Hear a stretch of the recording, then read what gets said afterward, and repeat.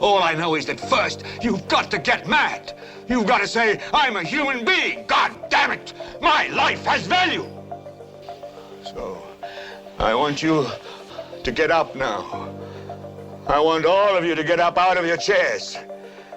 I want you to get up right now and go to the window, open it, and stick your head out and yell, I'm as mad as hell, and I'm not going to take this anymore. Hi guys, Gillian Leivers here, just checking in with you. You all know me, the man fighting the grave miscarriage of justice. Don't flinch. We're pulling the curtain back on the injustice on the Greenfeeds case, where verdicts were handed down, but justice was not served. So buckle up. This isn't just a broadcast, it's a reckoning. This is a case of a grievous injustice, and we want to understand how things went so wrong. Listen in every Saturday between 12 and 2 p.m. and hear how the story unfolds. You'll be blown away by its content. Only on Dreamcatcher Radio. You want answers? I think I'm entitled. You want answers? I want the truth! So, okay, we are back. This is episode number 19 in relation to Greenfeeds. And we're continuing on with the transcript, as promised, from the court regarding Robin Neave. Now, as with everything, we don't get everything always right. I've subsequently found out this transcript is actually from a defense solicitor, so it's not the actual full transcript from the actual court. If you go back to what I previously mentioned before, I felt it was kind of unusual, but this is relevance notes that are made by a solicitor on the defense side, so it's not a proper court transcript of everything. But as I've always said, we're dealing with the cards that we've got, and Robin Neave is more than welcome to come on the radio. I believe he may be coming on in a week or so's time and put his argument forward. He's more than welcome to, and as well as is it Steve Hunt? Stephen Hunt? Is that his name? Hunt. Yeah, Steve Hunt. He is looking to come on as well. What are you drinking, Phil? I can see you've got a little bit of sherbet to go there. No, I'm not drinking anything, mate. I've already dogged it. It's gone. It was red wine, Malbec. Lovely. Malbec. Oh, yeah. I like a bit of red wine from time to time. Problem is, if I open a bottle, I have to drink it all. And I'm greedy like that. So I tend not to buy wine no more. Not really in years. Anyway, let's get going. Okay, we got MB, which we were just having a brief chat about. We believe this is now a defense. So so you're going to be MB and I'm going to be Robin Neave, yeah? Okay. And the top of the paragraph is questions on behalf of GF. Yeah, which is Greenfeeds. Maybe asked questions on behalf of other defendants in front of you, your statement you brought in with you and read before coming into court today. I did, yes. You made a statement 23rd of January 2017. That's what it stated, yes. Declaration content is true?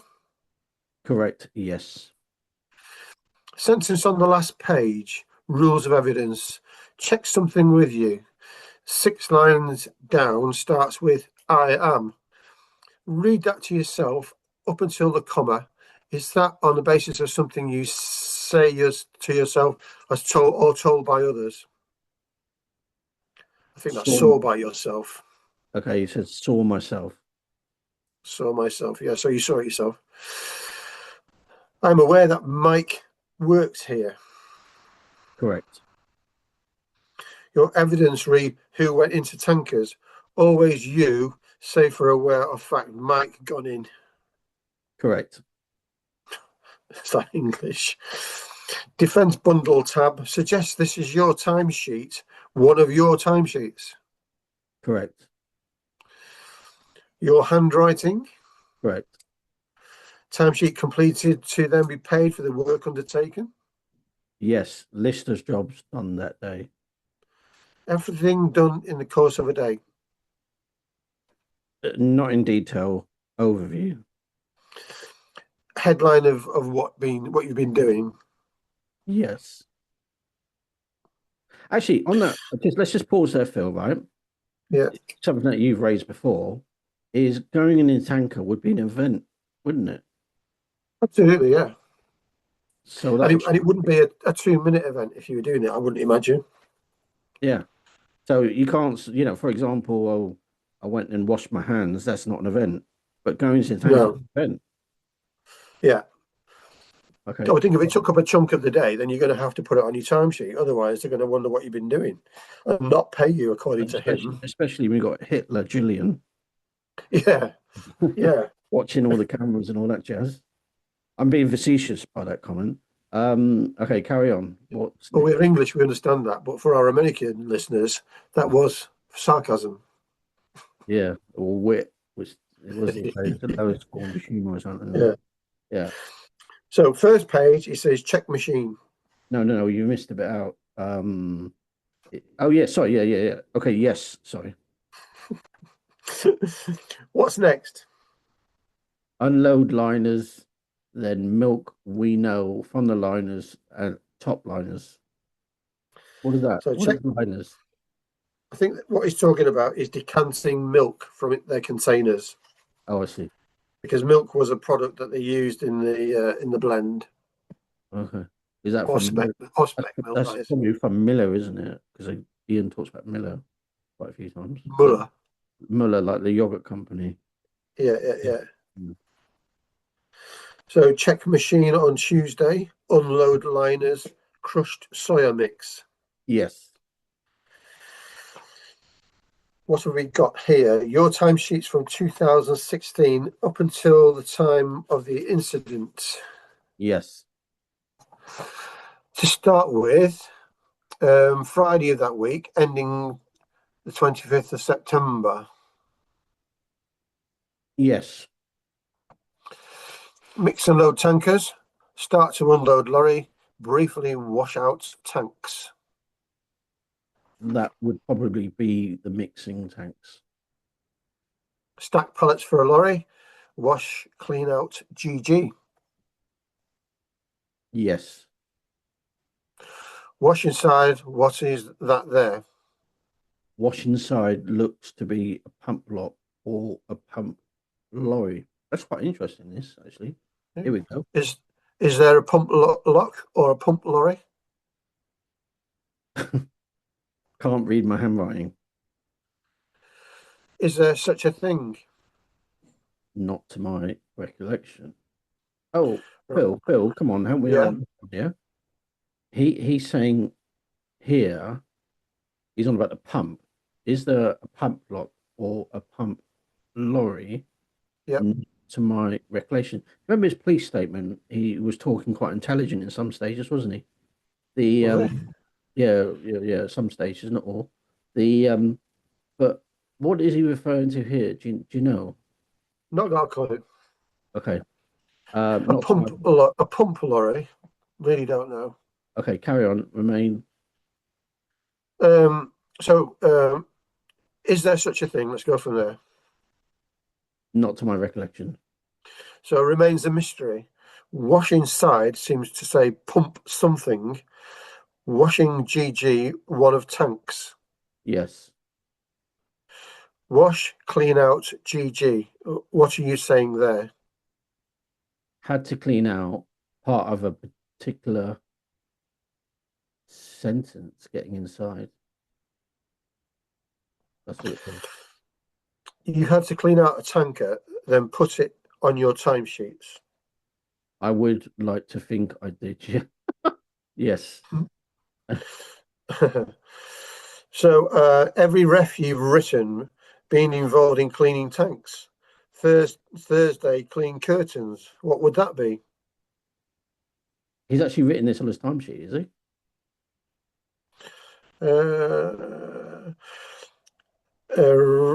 You have written been involved in. Yes, he's written on his timesheets. Yeah. And he says here, I can't remember.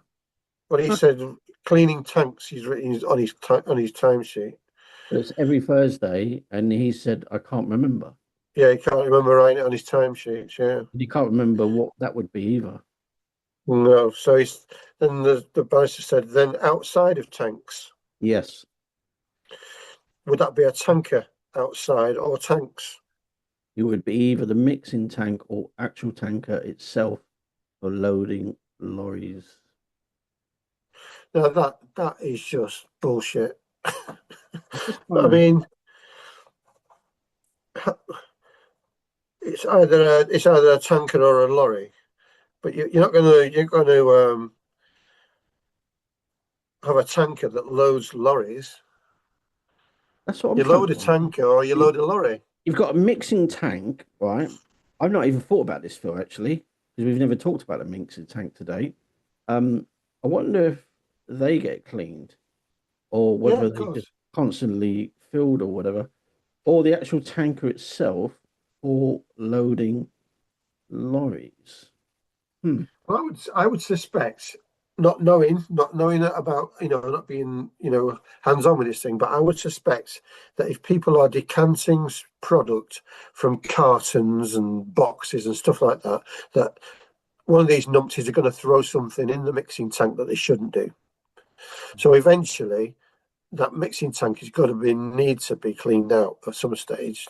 There'll be bits of debris in there because it's got a screen on it. We know that it allows 30 mil through, doesn't it? Yeah, but there's also what you say is general dust and debris stuff sticking to the side and all that. Yeah. Like scum and all that sort of stuff. Eventually, I mean, I know we're feeding pigs here, but I mean, eventually, if you've got anything about you, you're going to send a load of product through and you're going to end up with an empty tank. And while that tank's empty, you're going to clean it out.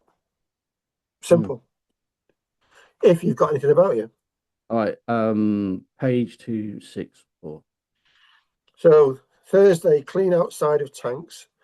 Is the same answer appropriate? Mixing tank or could be tankers? So close in between, it wouldn't have been a mixing tank that often. They're saying it's more tankers rather than the mixing tank. Yeah, because of the dates. Yeah. So if the 31st of January is last entry, the next to 21st of February, you think unlikely both being the mixing tanks and both or at least one would be a tanker? Correct. I would assume so, given how close dates are. Fair interpretation. Yes. Right. So let's just hang on there a second, because you'll notice that thus far we've not mentioned the name Gillian. No. And we've gone through 2 pages. Yeah. All of his answers are so vague that you wouldn't believe. Things like, he says a lot of yeses. That would probably be, not quite sure. Yes, looks to be. Can't read my own writing. Not to my recollection. I would like to think. It could be small. It could be either. I would assume. Those are more or less his answers to all questions. They're very evasive answers, aren't they?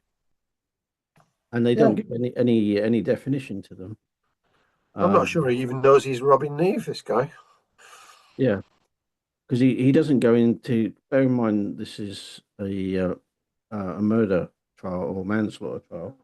It doesn't show that he's got any compassion here whatsoever in his responses. No.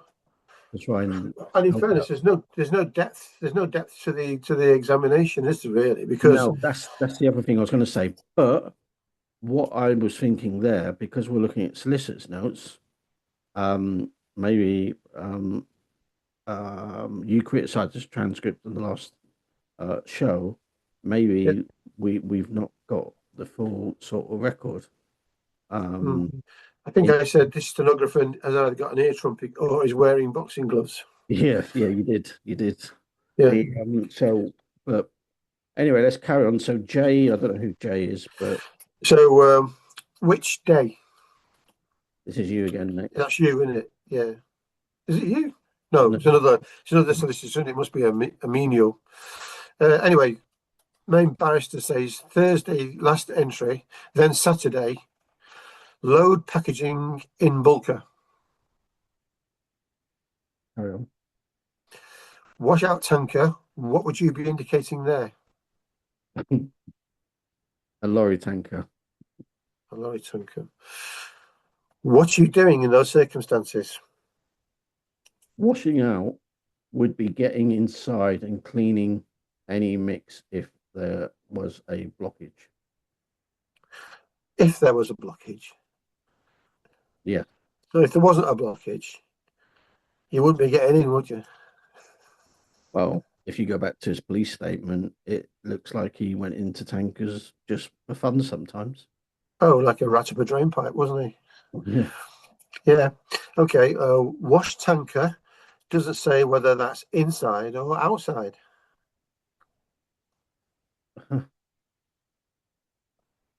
Okay. I'm just like, I get shell shocked by certain comments, and this is another one. Not from that comment, no. Anything else in that box that helps you?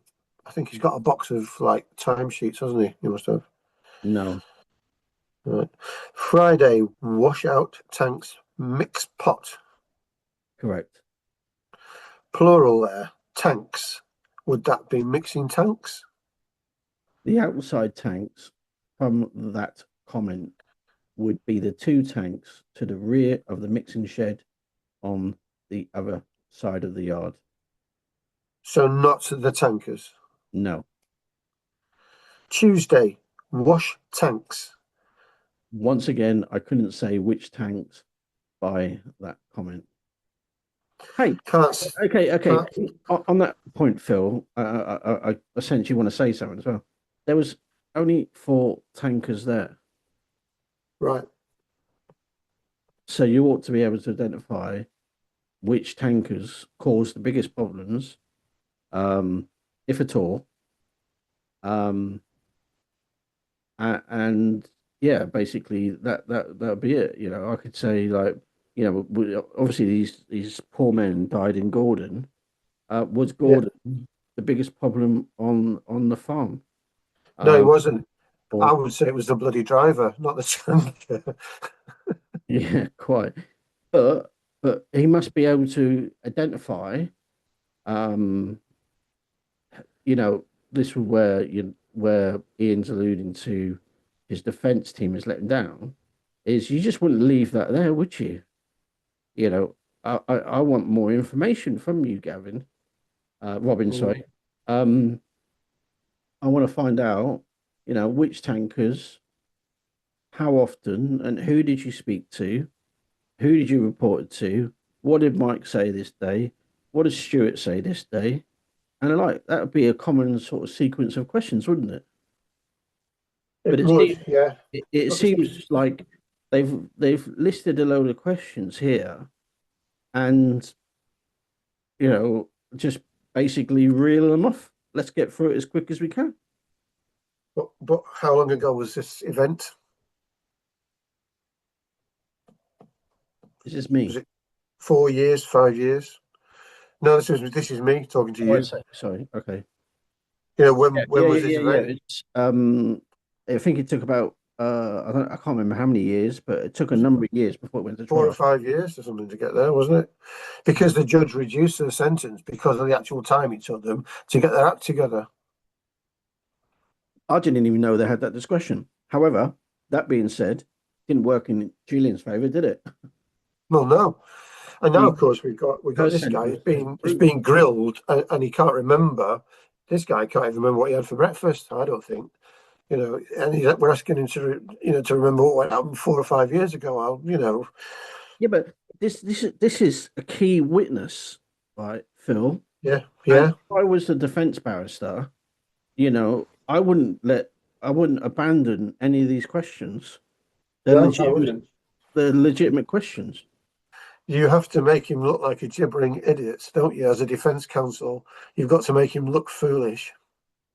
Yeah. That he's lying. And also, notwithstanding that as well, Phil, is I remember Ian saying that, all the text messages Gillian and Ian's got from him, Yeah. and his letter of leaving, thanking the company, all this sort of thing. But I guess that's customary now, so you get a good reference. But it's illegal to give a bad reference as well now, so that's not really necessary. But I definitely, me personally, I would not abandon the line of questioning and just go on to the next one and just correct. No, I'm just looking at it. I'm just doing what you did to me just now. A lorry tanker. There's just there's nothing. There's no emotion in it whatsoever. No. There's nothing. I know you don't have to show emotion, but one would have thought that you would be more helpful. All right, Think. I've lost. I don't. It doesn't talk with compassion, does it? No, that's what I'm saying. Yeah, conviction or anything like that, because basically he wasn't there, and didn't see any of it, and he's not bought into it really. And this comes back to what I say: he's got an ulterior motive. Basically, he's been given his narrative. He's been given what to say, what he's got to prove, and that's what he's trying to stick to, and that's why he's so vague. Yeah, a common phrase that when I talk to people going through family court proceedings is try and keep your mouth shut. This is what this person's doing. Yeah, absolutely. Yeah. Okay. Do you know where we were? Sorry. Yeah, I do. Go on. Yeah. So we're down. We just said wash tanks, and he said once again I couldn't say which tanks by that comment. So I'm now going to say you can't say whether inside or outside. I couldn't. Wash, clean, out, GG, where we started. Correct. After that, no further entries. Can we take it from that? Friday weekend, the 25th of September, you entered a tanker, GG, in order to wash it. He says, okay. Here's what I'm saying about abandoning issues. What is okay? Yeah. It means like he's nodding approval to the barrister. That's all that shuts him up, doesn't it? And also did the same on Saturday weekending the 26th of March. Yes. 2 occasions in 2016. Can we take that? No, I would have washed out more, but my entries obviously don't show that. Okay, some other a point here as well, Phil. Do you remember from his police statement? It was a couple of times a month. And yeah, but he had a record, didn't he? Yeah. Where he did it 3 times in 1 week. Yeah. Okay. So he can remember that, can't he? I mean, what we're saying is this guy can't remember anything going back to the incident. But if he's talking about cleaning out tankers, we're talking about prior to the incident because he left the company before the incident. Yeah, he did. Yeah. So he can remember all those times going into tankers. He can remember having a record of 3 times in a week. Mm. But all of a sudden now he can't remember bugger all. And he's not being very, very descriptive at all. No. And I don't understand how the barristers allowed that to happen. So if you washed out more, you would have put entries here as you would have in relation to all other work undertaken. See your suggestion, but clearly I haven't written down as many as I should have. So he's obviously not bothered about not getting paid then, is he? So you missed some. This is quite funny. Not as in ha-ha. Quite a lot, apparently. Suggest that is just not the case. The reason I suggest that, put to you, need for you to go into tankers or anyone was a last resort and a rare occurrence. Do you agree? No, I would not. Can you just repeat that line again, Phil? I suggest that is just not the case. The reason I suggest that, I put to you, the need for you to go into tankers or anyone was a last resort and a rare occurrence. Do you agree? No, I would not. Okay, I've got it. Okay, he's saying it was a regular occurrence. Yet in his police statement, it was perhaps twice a month, and at best one week, he did it 3 times. One other topic. Answer you gave to JH, you said there was a joint effort, and as part of a joint effort, you went to the office to ask for a spotter. Correct. When was that? I can't remember the date. So long ago. Remind us when you joined the company. See, again, here's another question as well, where he talks about a joint effort. The council should have said, who is in this joint effort? Yeah. Right? What do you mean by that? Yeah. You know, and also, what does a spotter mean, and how does that work, and that sort of stuff. But even the joint effort bit is a very, very important question. I think he does try to address that later on. Okay, cool. I cannot remember the date so long ago. I get that. I can understand that. So, remind us when you joined the company. By your statement about 2013, he doesn't even mention a month. He just says the year. Yeah. By my statement, by your evidence. Yes.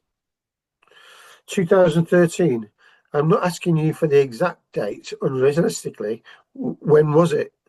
2013.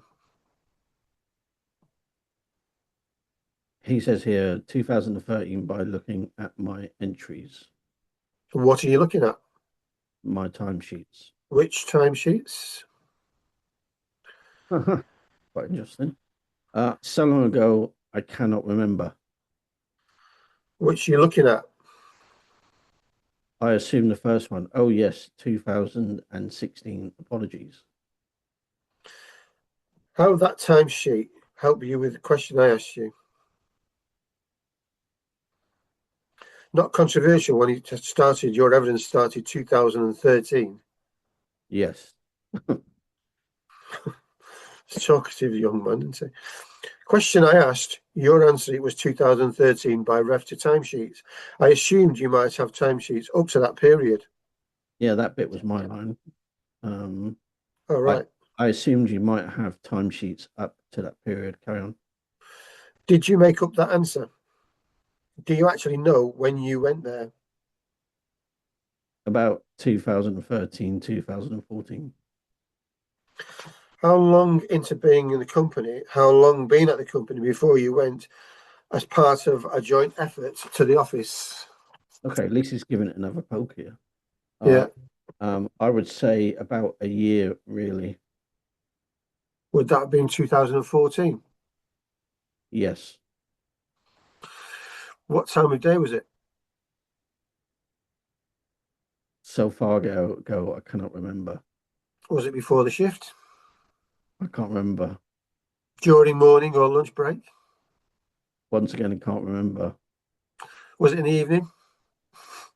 See, right, Phil, right, this guts me, this sort of thing, right, is that, you would imagine, right, he's been talking to his compadres before this.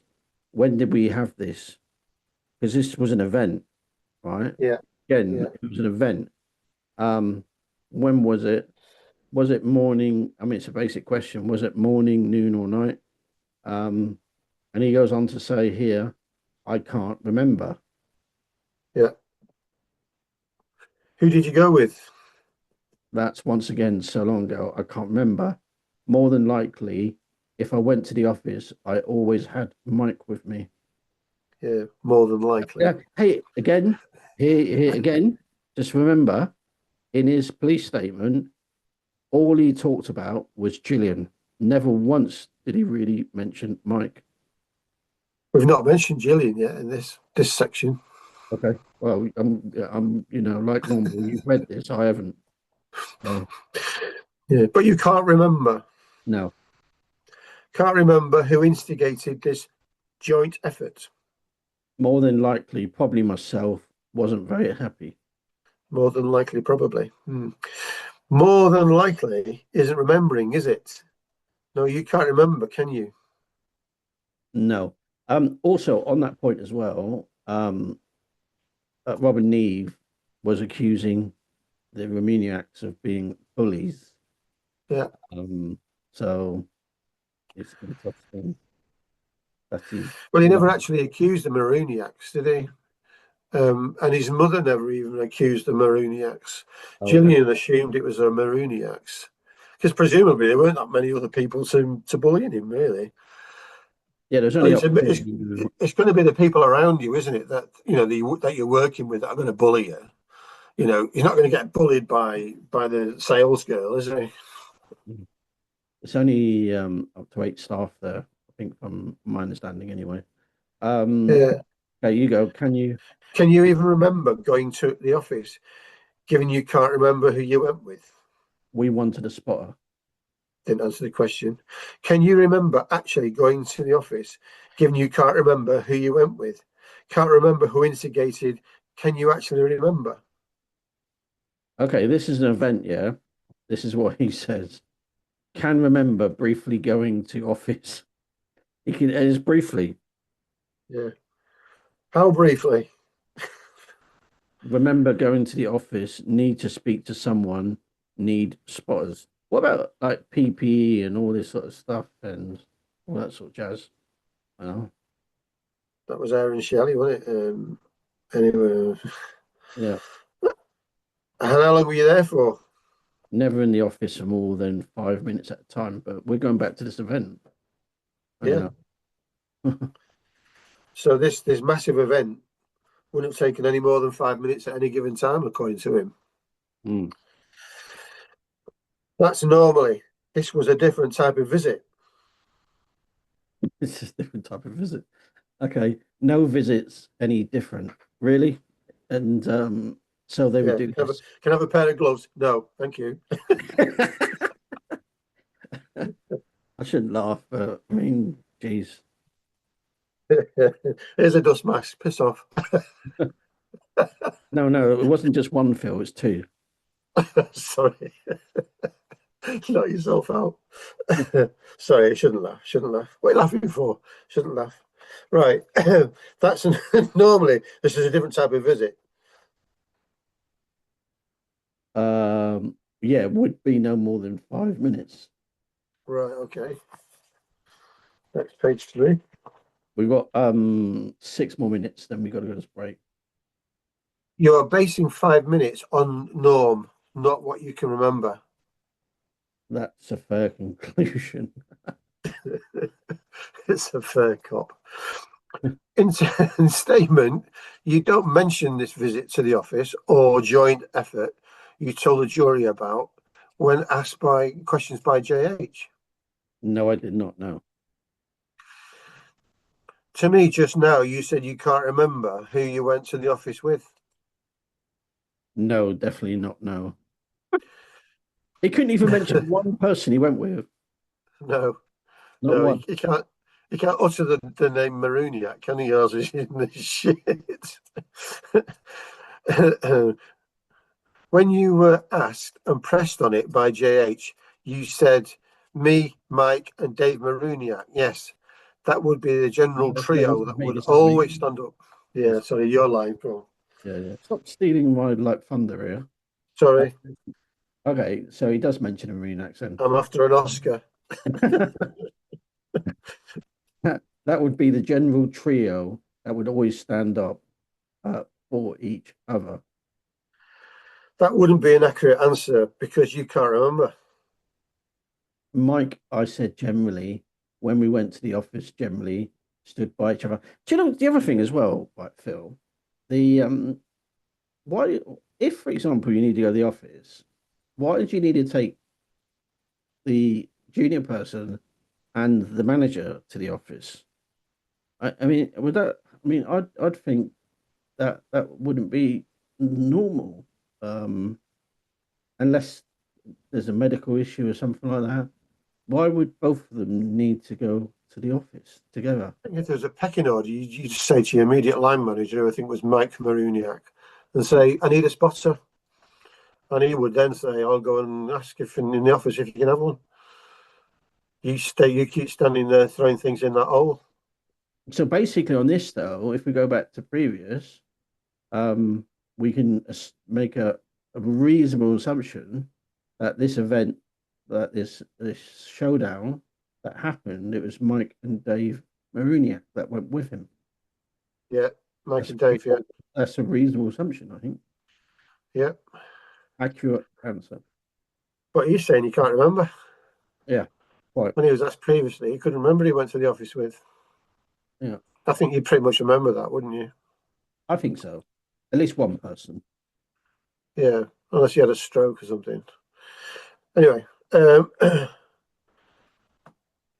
accurate answer to JH question, I can't remember. I was just remembering on the basis it was always three of us. There's three of them that stood by each other. So, and that would be Mike and Dave then. Yeah. Okay. So, listeners, I'm reading this as you guys are hearing it. I've not read this.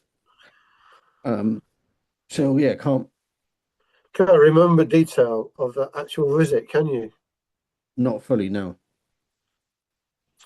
I suggest to you a reason you cannot remember, and the reason not contained in the statement, never such a joint effort involving you, Dave Maruniak, and Mike Maruniak. You never went to the office in the way you described, did you? We did. We ended up having spotter afterwards. No further questions. I'm going to suggest to you that what you have said about Gillian Leivers. Wait, first time we mentioned it this time. Got there in the end, Phil. Yeah, I was beginning to think she'd left the business. I am going to suggest to you what you have said about Gillian Leivers, and the criticisms you made of her today have been a pack of lies, and that it is really the reality of situation, isn't it? No. You are painting a picture of Gillian Leivers. It's just not true, is it? But just a quick one. As he said, he's not mentioned Gillian Leivers. Why did he just suddenly go on to Gillian Leivers? Anyway, we have to be quick. Everything I said. This is a different barrister, I might add, isn't it? This is now JA, not MB. Oh, I see. So this could be a pitbull barrister coming up. Okay. Everything I said has been true. She never made you go into tankers. She never threatened you with bad consequences. If you went into tankers, that simply did not happen, did it? It did. For whatever reasons, you are deliberately painting a picture of her, which is untrue. That's the reality of it, isn't it? No. God. You made a statement to the police shortly after the incident, didn't you? The barrister asked you that, and you have in front of you the statement. One of the things you are not asked about, and we understand why, was what you said to the police at the end of the statement, why you left your employment at Greenfeeds. Yes, and we're going to end there. We're going to go to a break. Phil, if you'd like to introduce your first song. Yeah, I think we'll have Story of a Heart by Steps. Oh, wow. Where did that come from? This bit of paper at the side of me. Quite literally. All right, fine. Let's play that now.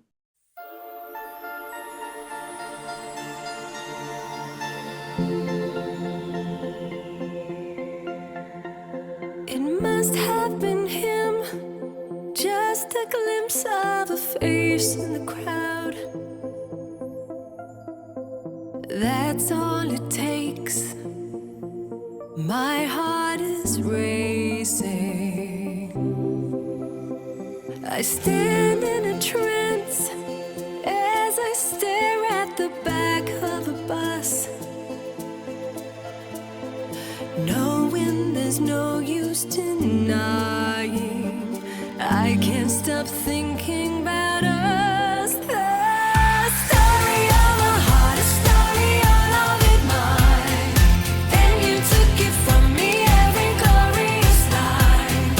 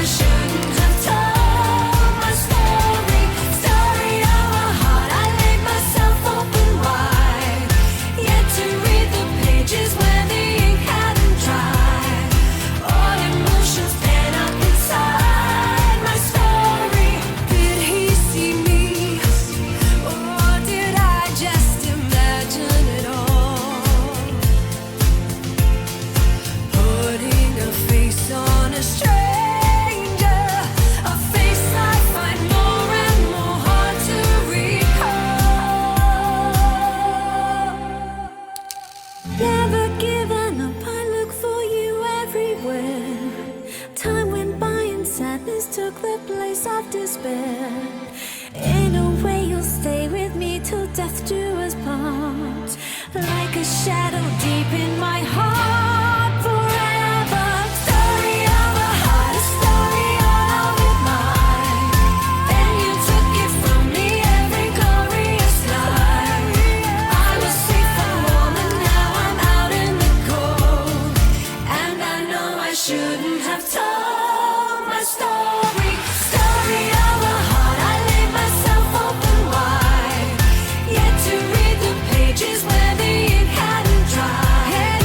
Swept away and lost in love, what was I to do? I just had to read it to you. My story, story of a heart, a story all of it mine. Then you took it from me, every glorious night. I was safe and warm and now I'm out in the cold, and I know I shouldn't have told my story. Dreamcatcher Radio. Dreamcatcher Radio is about capturing and creating dreams through music, chat, and debate. Empowering expression, enriching society. A go-to place for unsigned musical talent. A radio station which listens to its audience. Free speech, vibrant, engaging. Stream worldwide 24/7. Events, competitions, promotions. Always keen to have a listening ear. Contact us. hello@dreamcatcherradio.com. Dreamcatcher Radio.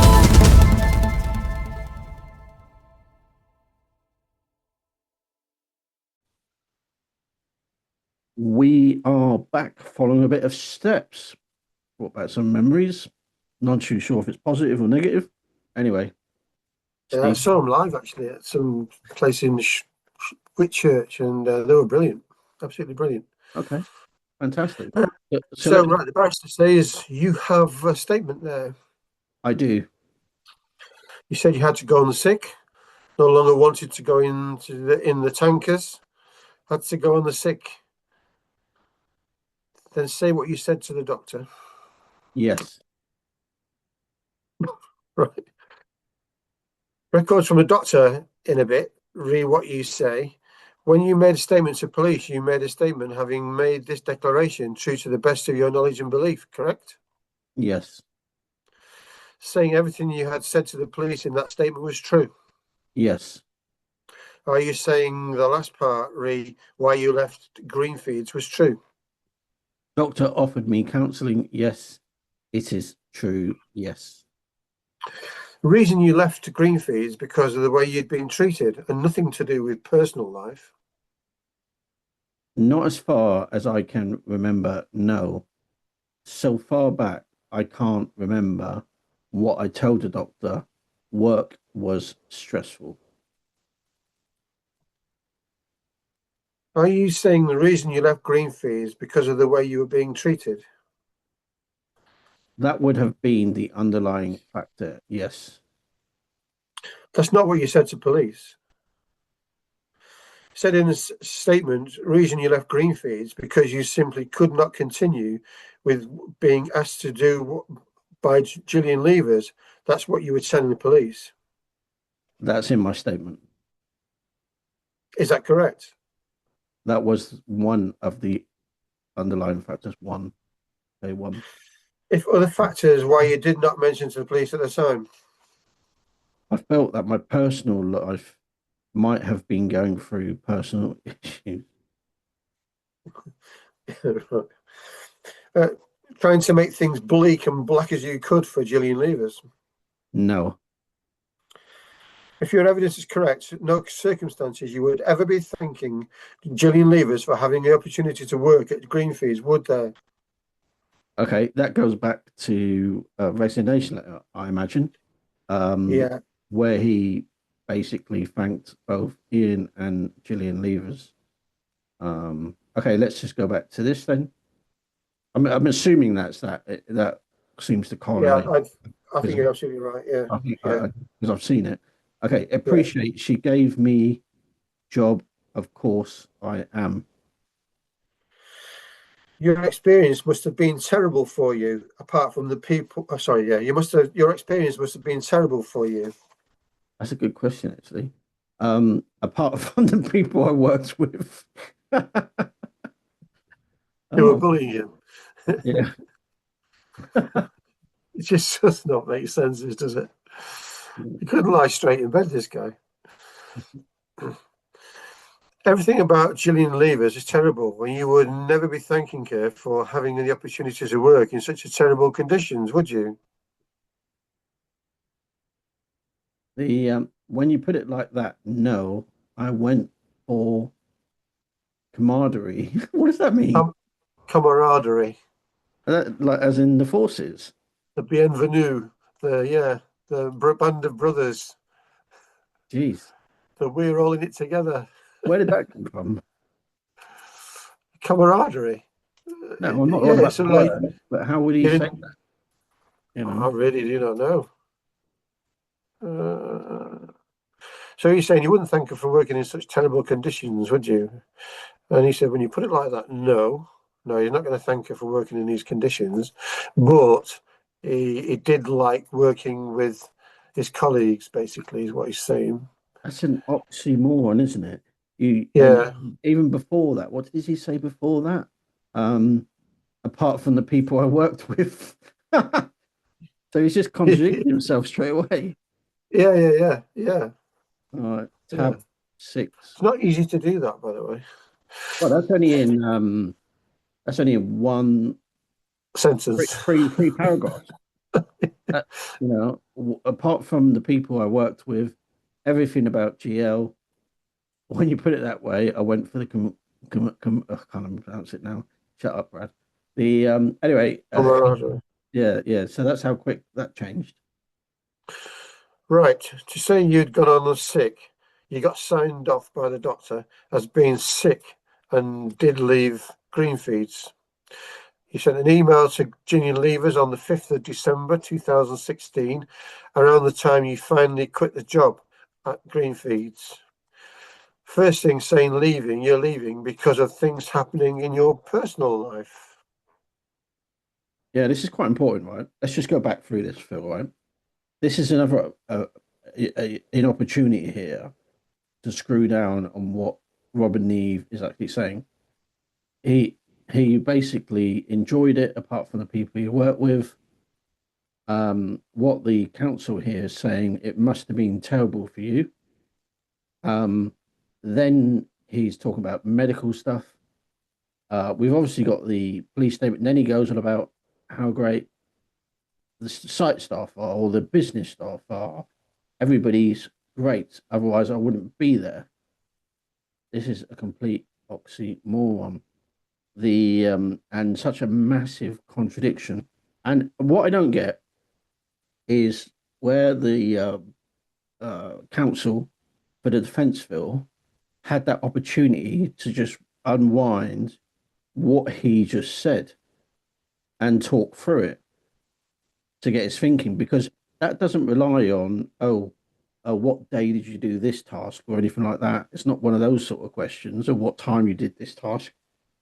This is a question that anybody ought to be able to answer. It's an all-encompassing question that you could start digging down on. Okay. Well, any normal person, if they left the business because they were being bullied, I think would have taken this opportunity to just tell the barrister just exactly why they left the business. Exactly. Clear cut. But he's got, what can we say? He's between a rock and a hard place, really, this guy. You can't say anything nasty about about the people that are bullying him, and he's got to maintain a narrative against Gillian Leivers. So he's just playing Mr. Vague. But the other thing as well is, going back to like the resignation letter, is that he is complimentary is completely unnecessary. I mean, me personally, I would just say I've got a couple of options going through my head. I ain't coming back, right? Number one, or number two is I ain't coming back for the following reasons. Yeah. There was actually zero reason apart from possibly saying he needed a good reference, but it's illegal to give someone a bad reference. So he didn't need that in this instance. I can see you pulling apart some documents there. Yeah, well, I've actually got his resignation letter here. You want to read it out? Yeah, can do. Yeah. Yeah, go ahead. But he's going on in his first one. He's explaining about how and why he's sick. But then he says, "Dear Jill, please accept this as my notice on the 2nd of the 12th, 2016. I feel because of the things happening in my personal life, I wouldn't be fit to come back to the farm. I just wanted to say thank you for everything and the opportunity to work for you and Ian. Please post me P45 when possible."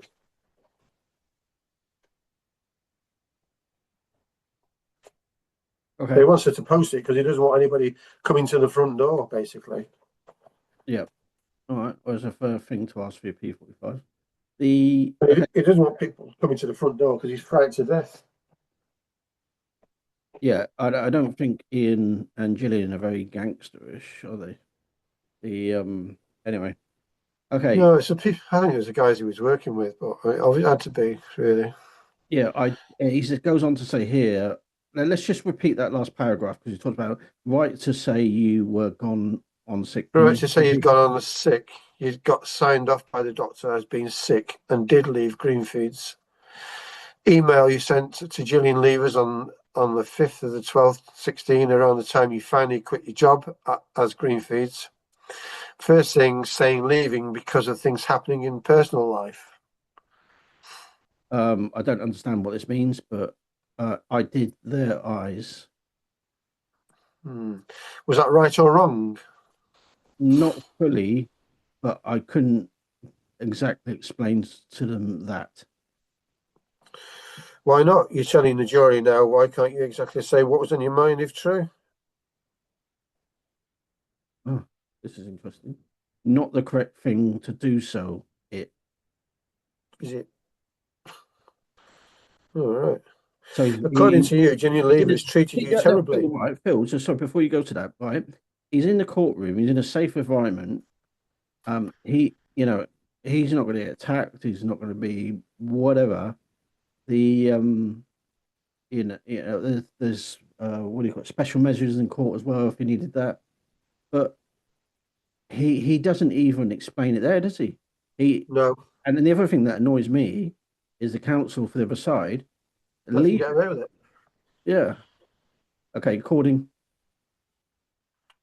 to you. According to Gillian Leivers, according to you, Gillian Leivers treated you terribly, correct? And you agreed you're full of bitterness and dislike of her. I wasn't full of bitterness. You were just full of dislike. From what you said, those would have been feelings created in you because of the way she treated you, surely. Oh, this is an interesting response. No. Completely inconsistent with the picture you painted of Gillian Leivers. You are saying, I just want you to say, you and Ian, if what you are telling the jury is true. I don't understand this one, but he says why. I think what they're saying is he only wanted to tell Gillian and Ian of his reasons for leaving, nobody else. But he doesn't say reasons though. No. Completely inconsistent with the picture you painted of Gillian Leivers. You are saying, I just wanted to say you and Ian. Yeah, he's If what you're referring to them saying, in a if what you're complimentary telling way. He's basically complimenting them and thanking them. yeah, And if I was him, I would just write a letter saying do one. He's actually doesn't even have any obligation to write a resignation letter. You know, you can just switch your phone off or block them or whatever. You don't have a legal obligation. The yeah, So anyway, yeah, he says why. Go on, carry on. You would. yeah. You would just not say that. It's inconsistent with everything you described having occurred. But it's correct. What you described, beaten out by Gillian Leivers, not something, not something you would have said. That's the reality, isn't it? No, I would put that to anybody. Okay, what does that mean? What you describe being out of GL, I understand that bit, which I don't agree with. Not something you would have said. That's the reality, isn't it? No, I wouldn't put that to anybody. But what? I don't know what he's on about. That's what I'm saying. Me, if I was cross-examining, I would say, What you're on about? well, yeah. What you're on about, and also, yeah, what you're on about. That would do. That's a good enough question. Well done. Yeah, go and carry on. Right. Things happening in. Oh, is that me? That's the right paragraph. Yeah. Things happening in my personal life wouldn't be fit to come back. In the statement, went on sick, had to go off on the sick. No mention there of going on sick because of anything occurring in your personal life, is there? Wouldn't my doctor records say, in terms of this, haven't mentioned anything towards them? Oh, right. So he's saying that actually, here's an interesting one, Phil. Then he's actually saying that the people harassing him is not Gillian and Ian. Am I correct in reading that right? Right. So things happening in your personal life wouldn't be fit to come back. In statement, went on the sick. You had to go off on the sick. No mention of the going on the sick. There's anything you can in your personal life. In terms of, I think what he's saying is, for anybody else's ears, he's not saying it's in things in his personal life. That's just for Gillian and Ian. In terms of this, haven't mentioned anything towards them. Oh, right. Okay. So by that, then, okay, I'll get it. I think I'll get it. Because that would be pointing the finger at the people he works with, which is Mike Maruniak and Dave Maruniak. Yeah. But his doctor, in his police statement, advised him to quit his job. Yeah. Right. Okay. Yeah, he did. Misleading.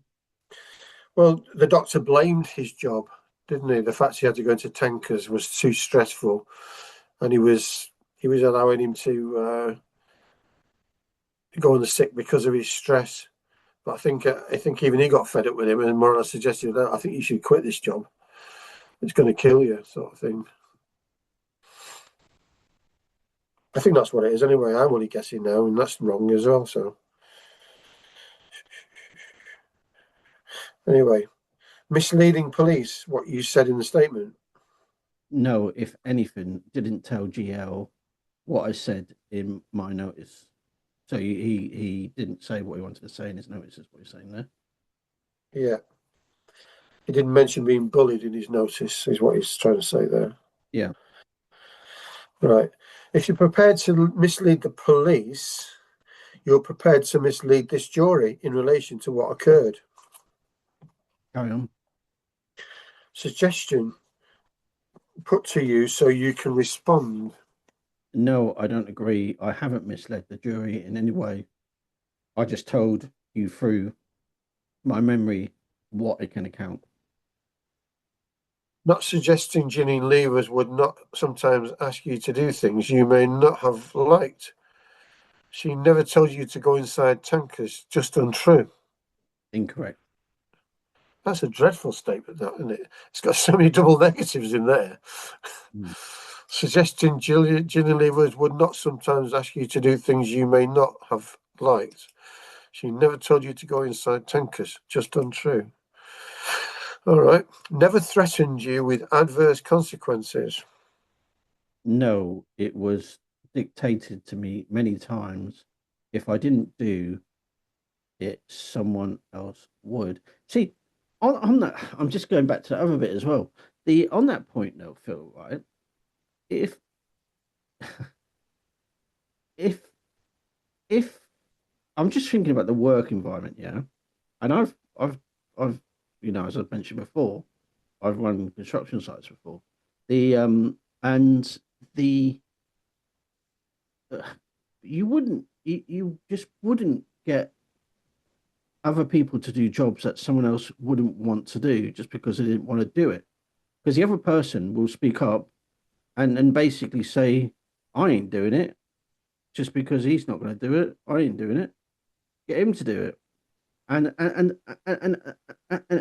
it's, again,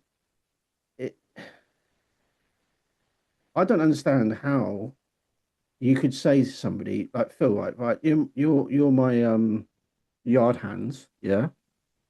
If you don't do it, I'm going to say to you, if you don't do it, I'm going to get Peter over there to do it. What sort of consequences does that have in that sort of business environment? It has big consequences in some respects, because ultimately it'd be like, well, you know, to me, to you, to me, to you, to me, to you. Yeah. Well, every time you ask me to do a crap job, I'd say get him to do it over there. Yeah. He did the last one. It just doesn't make sense, because I've witnessed it before.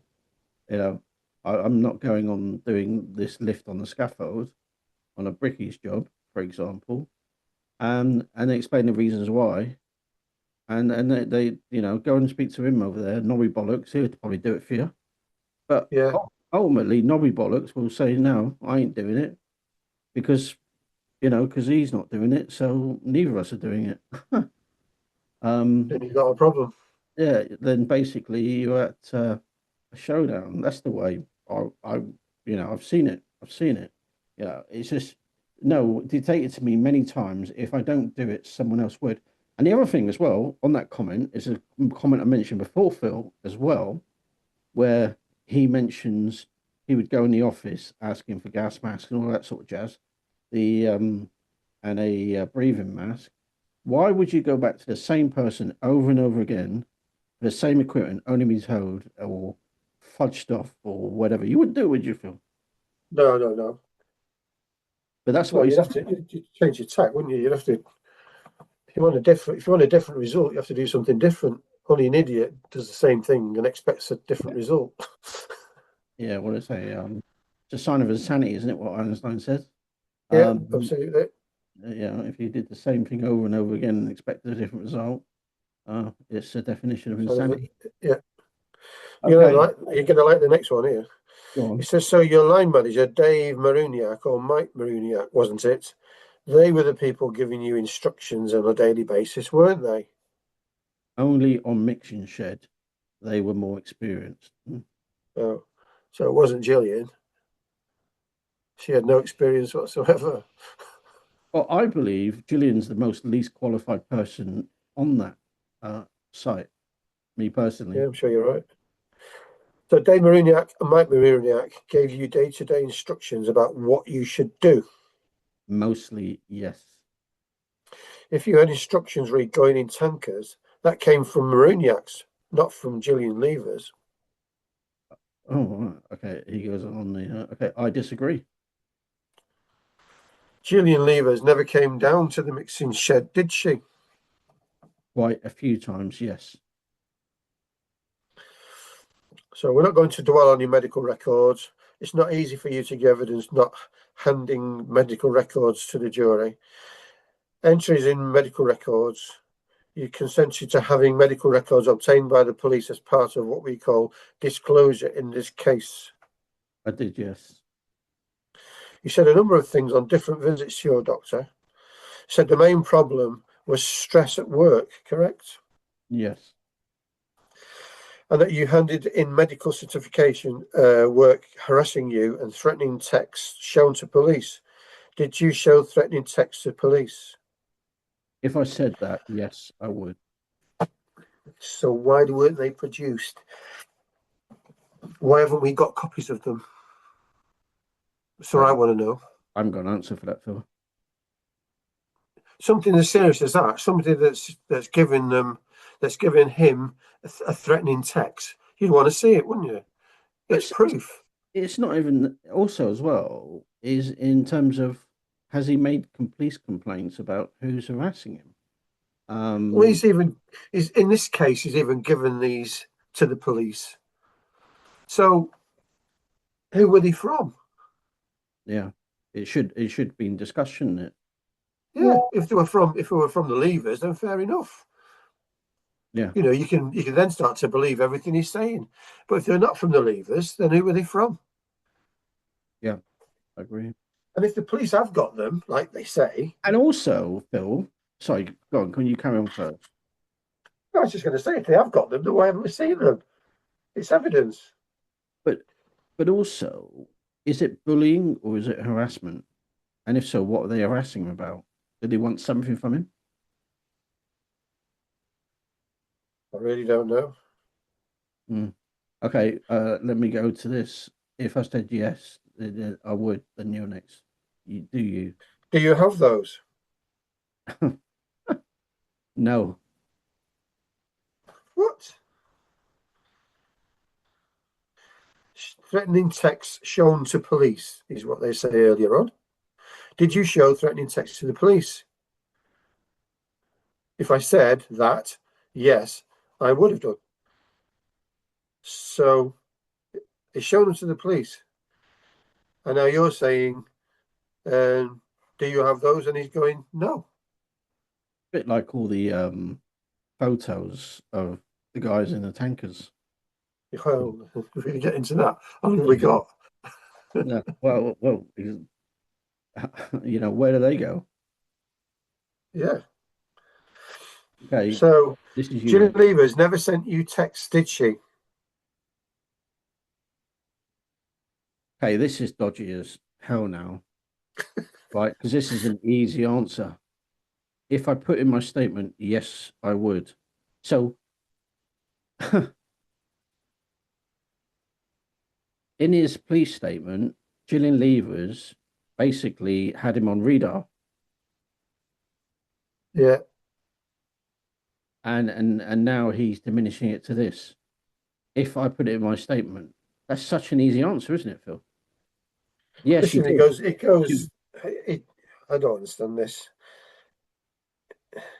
He says he's shown these things to the police. Then he says he hasn't got them. Then she says Gillian never texts you, and he says, well, no, she didn't. And then she says, Gillian Leivers never threatened you with physical violence, did she? And he says, I don't understand this response. She wouldn't have probably done. That's reverse, isn't it? She wouldn't have probably done. Yeah. He's intimating that either she did or she didn't. Yeah, he's intimating that he's had texts that were threatening, and now he's backpedaling and saying she probably wouldn't have done it. What would she threaten about? I can't imagine. I can't imagine either. All right, she didn't, did she? You can confirm that. Being the size of Julia. I know, and I'm just reading. I'm just thinking. I'm trying to make sense of this, Phil. My silence is like what he says next. Being the size of Gillian Leivers, she wouldn't have done. What is going on here? I don't know.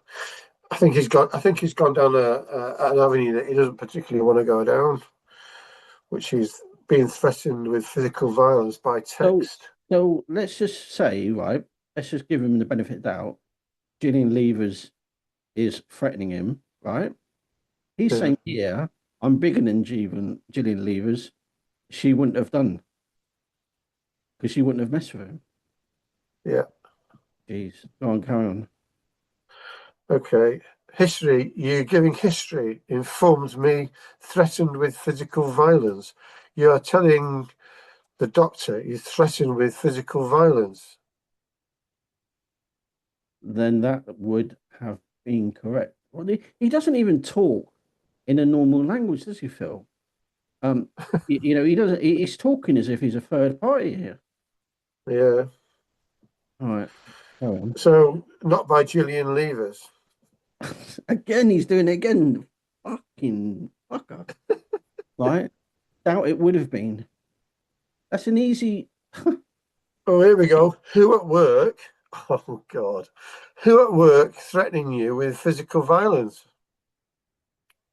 And he's been to. Jeez, Phil. Oh my days.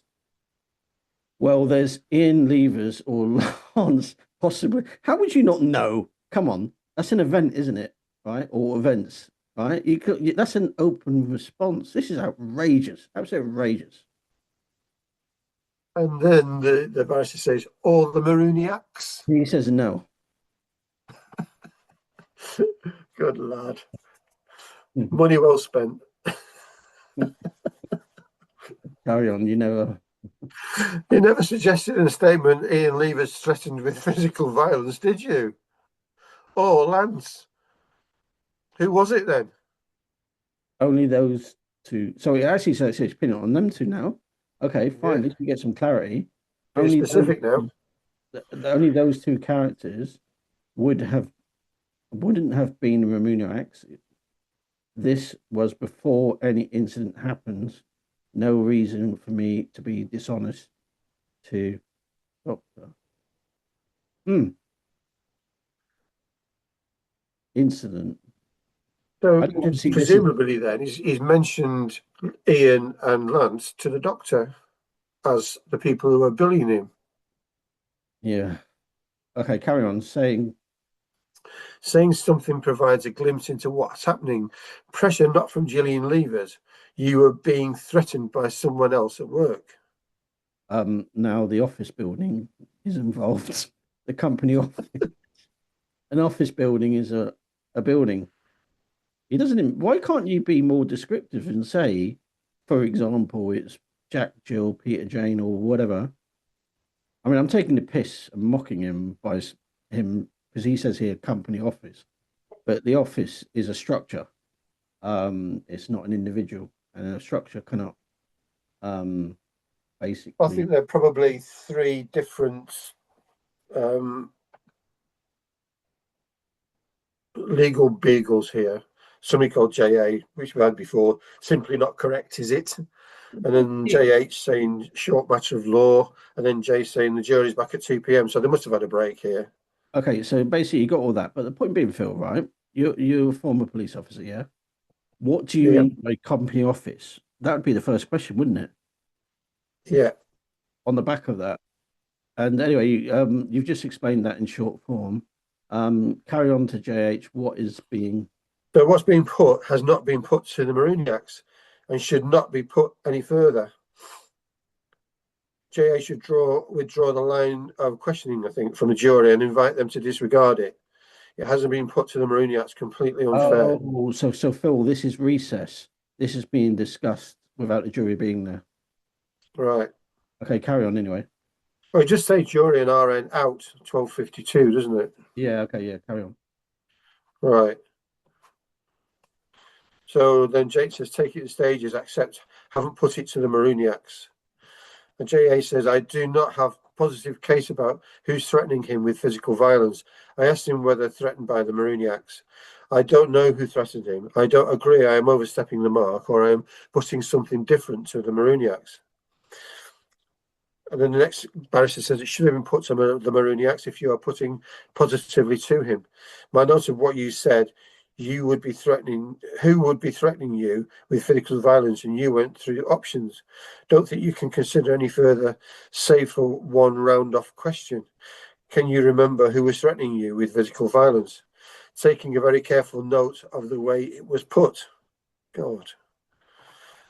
These are just barristers arguing between themselves here. Mm. That's exactly it. I'll try and help you out then. JH goes on to J and JA have our concern, and we think we'll clear it up. Go on, you do the next one. Question you are suggesting. If you want to pursue it at all, a neutral, open question without any suggestion, positive, of who you might be. Now, one thing, Phil, okay, I'll give you my synopsis at the end of the show of this. Anyway, one thing might be you next. Sorry? Yeah, you're next. I don't have. Oh, right, sorry. Yeah. If you want to produce at all a neutral, open question without any suggestion of positivity of who it might be. I don't have a lot left with the witness. This is obviously Robin.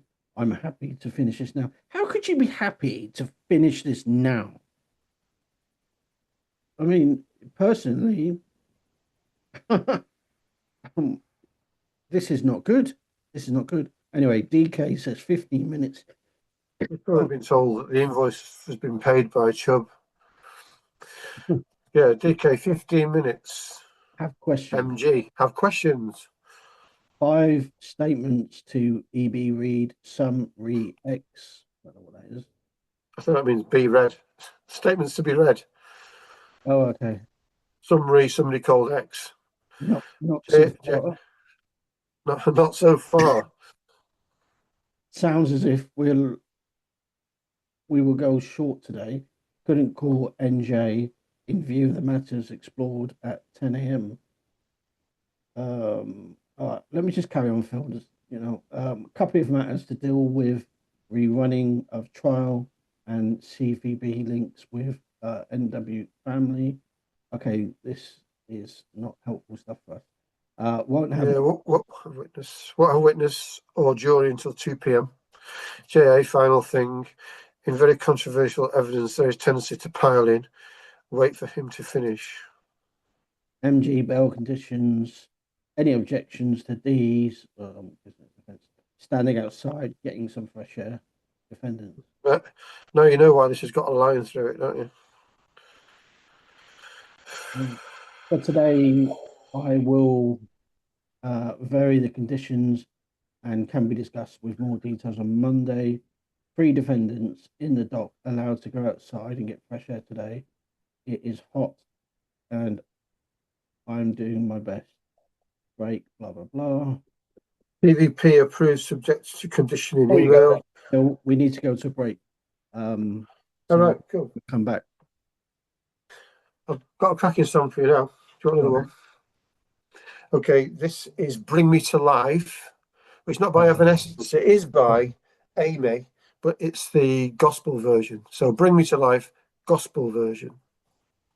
Right, let me see if I can find that one. So I thought he was going to say Evanescence then. Yeah, no, it is by, well, Amy is the lead singer in Evanescence. Okay, let me just see if I can find it. Okay, believe it or not, I've got it. All right, okay. There you go. We're going to play that now.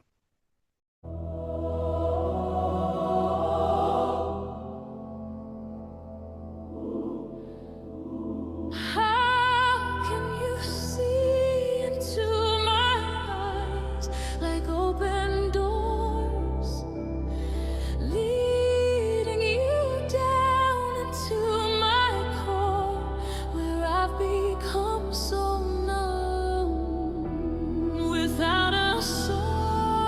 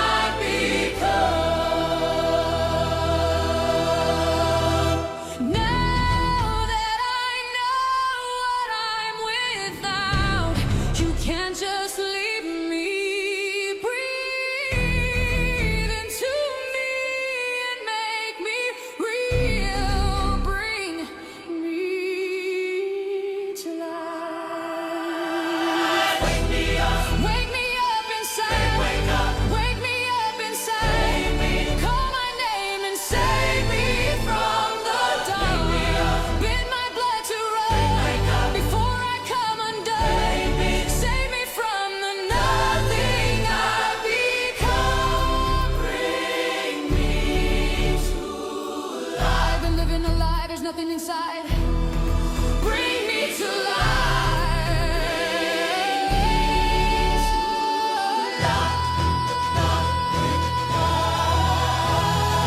Frozen inside without your touch, without your love, darling. Only you are the life among the dead. All this time I can't believe I couldn't see, kept in the dark, but you were there in front of me. I've been sleeping 1,000 years, it seems. Got to open my eyes to everything. And not without a voice, without a soul, don't let me die here. There must be something more. Bring me to life. Wake me up inside. Wake me up inside. Call my name and save me from the dark. Bid my blood to run before I come undone. Save me from the nothing I become. Bring me to life. I've been living a lie, there's nothing inside. Bring me to life.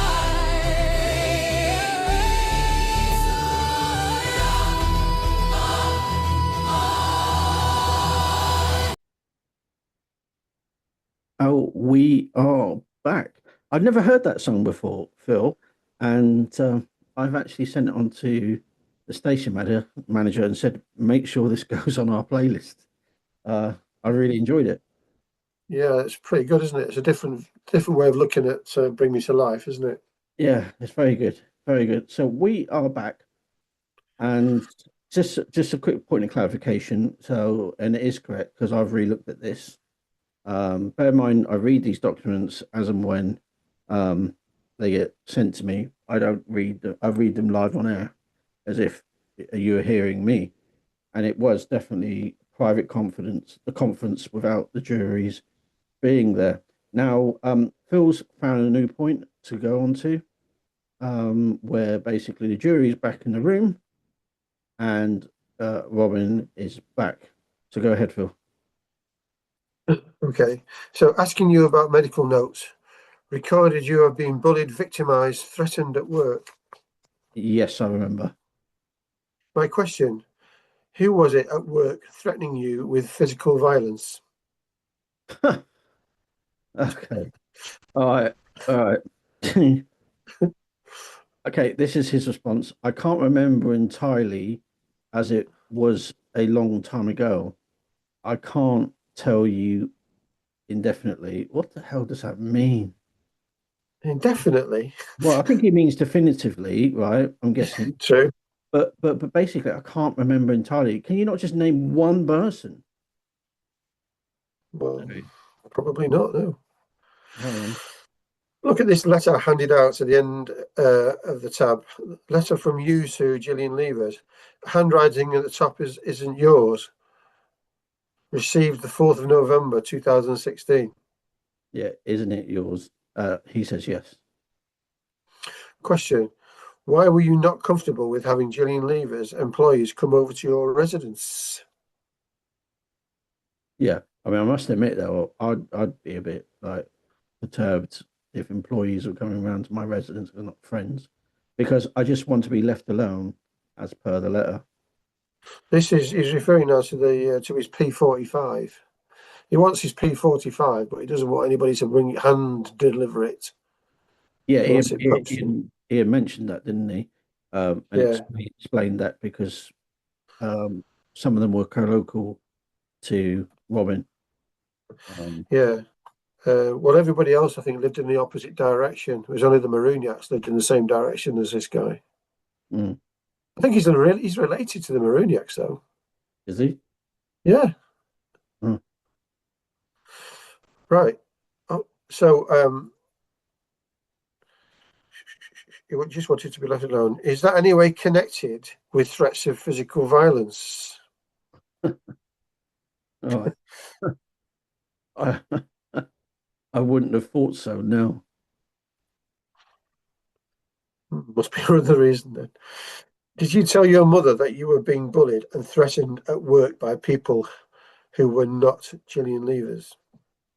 Not as far as I'm aware, but actually on that point as well, though, the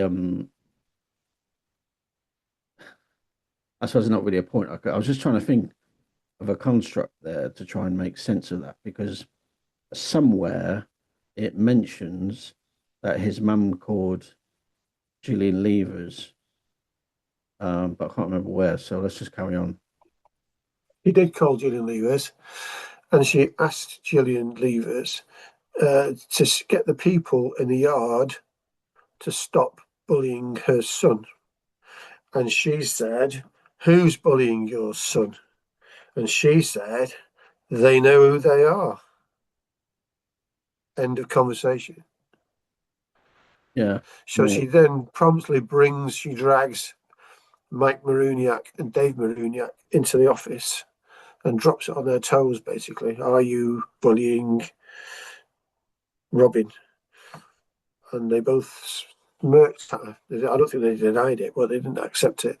They just smirked at her. Right. Okay, carry on. I have made my case entirely plain. What you said about Gillian Leivers is not correct. That's the truth of the matter, isn't it? No, everything I've told you is honest from what I can recollect. I just made that up that bit. Yeah, he actually says this is the response. No, everything I've told you is honest. So now DK is about to ask a question. He represents Stuart Brown, who's the transport manager. Not interested in medical notes or worksheets. Deal with two topics. Think very carefully about your evidence and your answer specifically about Stuart Brown, and specifically whether Stuart Brown told you directly to clean out a tanker.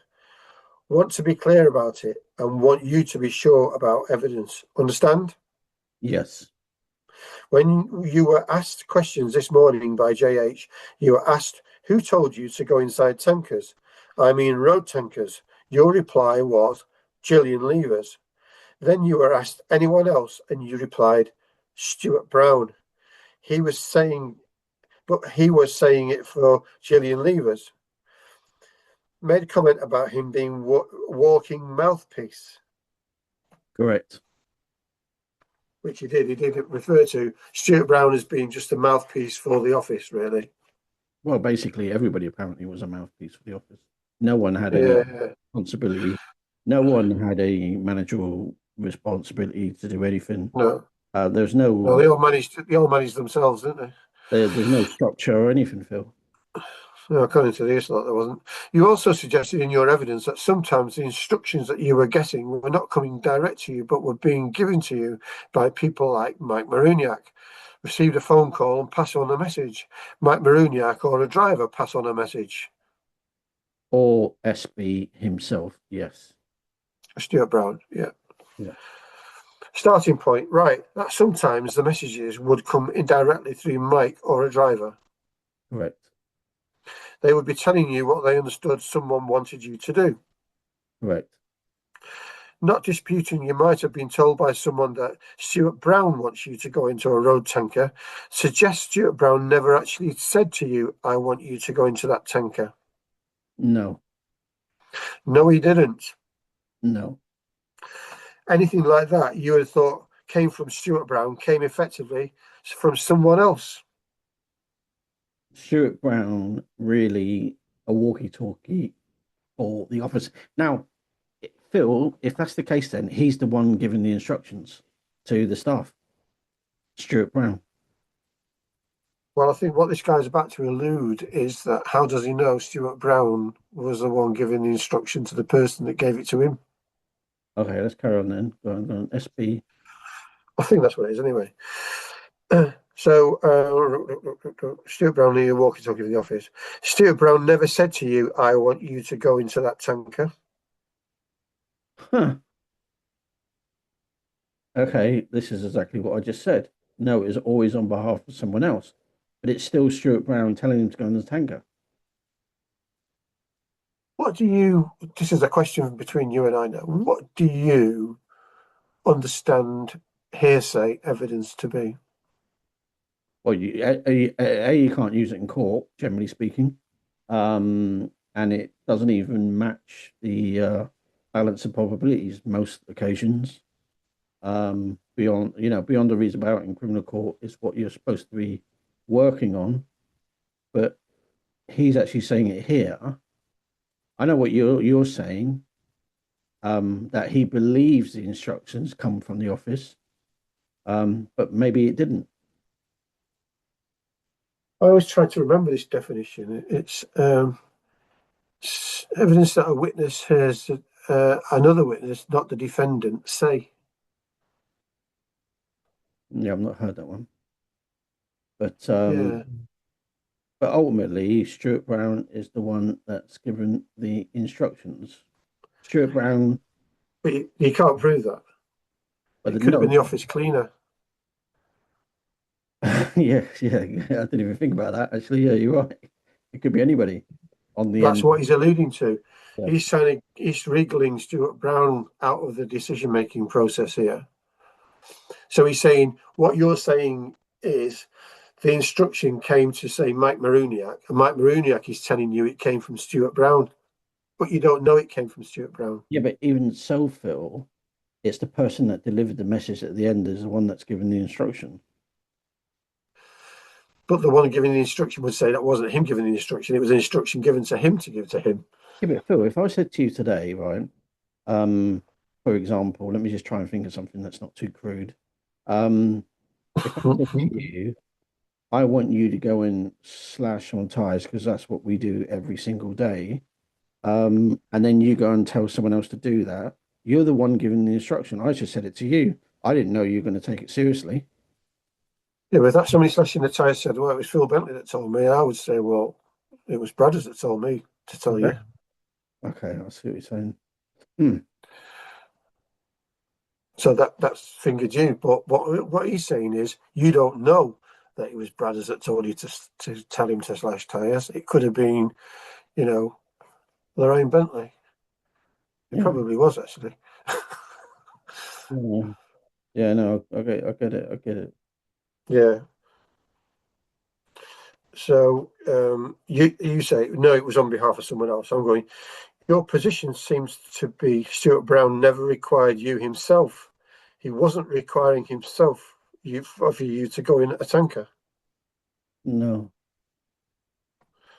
So he's cracked it, hasn't he? Yeah. He's actually got him to admit that Stuart Brown never told him to go in a tanker. Sometimes you were getting the request through other people, Mike, a driver, whoever.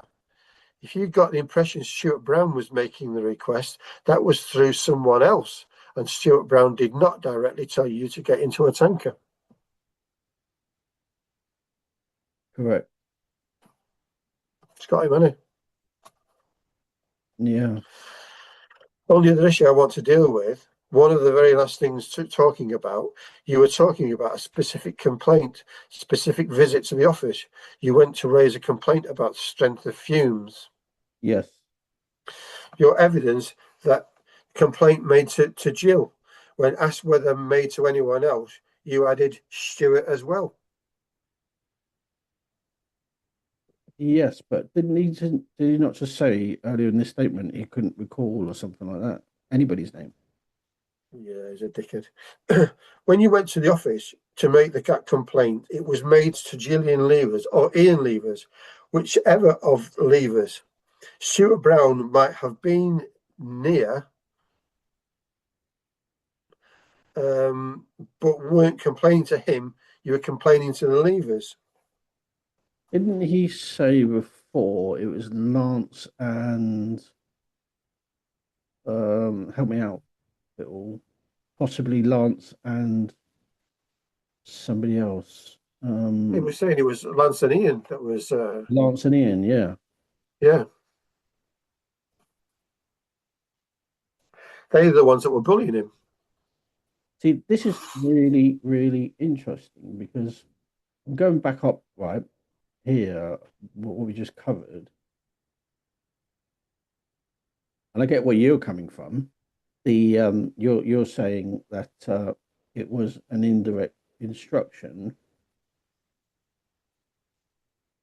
Well, let's face it, it's an indirect instruction theoretically, that's nailed Gillian anyway.